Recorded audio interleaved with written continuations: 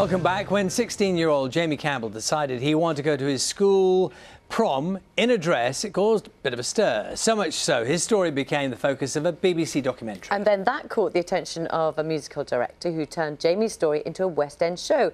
Now, it doesn't end there. It's being adapted into a film. In a moment, we'll be talking to the man behind the show's music. First, though, morning to you, Dan Gillespie. Here is Jamie's story. I've got a secret. I've had to hide it my whole life.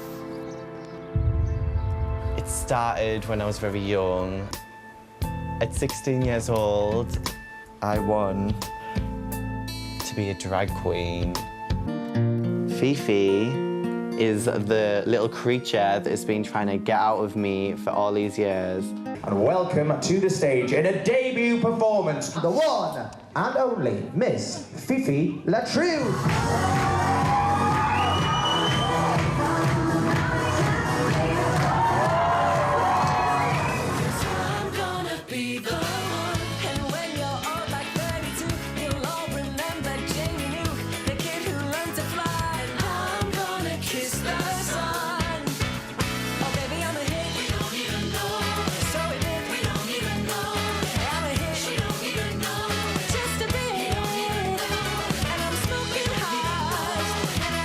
Well, joining us now is Dan Gillespie-Sells, who wrote the music for the show. You will also know that he is, of course, from The Feeling as well. Morning to you. Good morning. What a fabulous thing to be involved in. How did it even start? It started a few years ago. A director called Jonathan Butterell had seen the documentary and thought, what a lovely idea for a musical, and was looking for writers. And I was put in touch with him by Michael Ball, randomly. And literally, within a matter of weeks, actually, he kind of decided he wanted to do this project.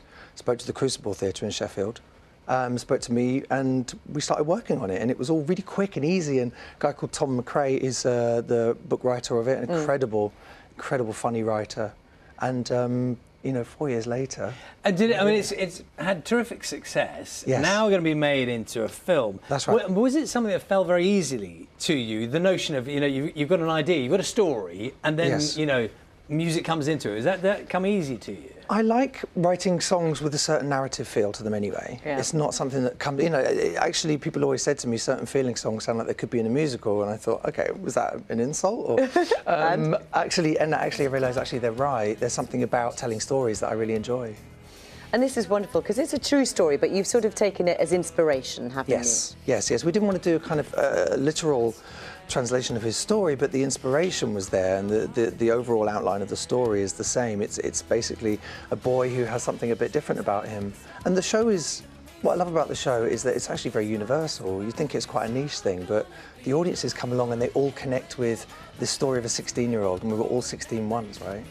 Yep. And is it the kind of show, I haven't seen the stage performance, but is it the kind of show where people, is it a joining in thing? I mean, does the audience sing along? Is it that? The audiences are wild. I mean, wild. We have these crazy fans who come along and they kind of really connect with Jamie, but they cry, they laugh, they're on their feet at the end. You know, people are sometimes a bit surprised at how moved they are by it, because there's the mother relationship, the mother and the son is so strong, and that really moves people.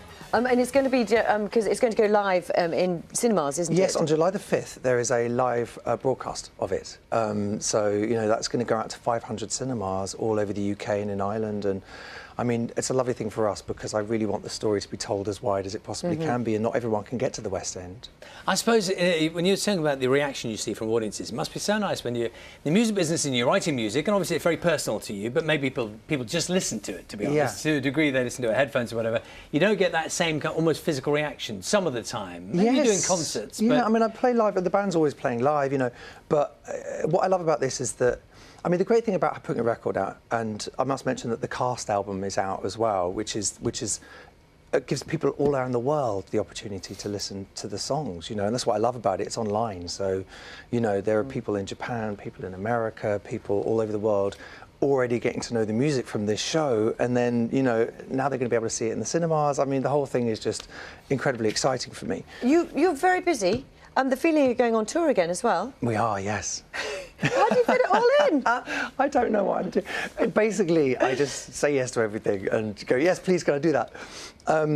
Yeah, I haven't toured with the band for 2 years. Right. So it's just really nice to come back and do our first album again. So 12 Stops on Home, which was our original record, our first kind of debut album, and it was the one that kind of changed all of our lives. It's 12 years since that came out. So it's like the 12 years on home kind of tour. So we're doing a tour and the album's out again as a reissue. So well, look, good luck with the film, and yeah, I know you're closely involved in that. So yeah. Thank you very much, Dan. It's lovely to see you. Thank you so much. That is all from Breakfast for today. We will be back from 6 o'clock tomorrow morning.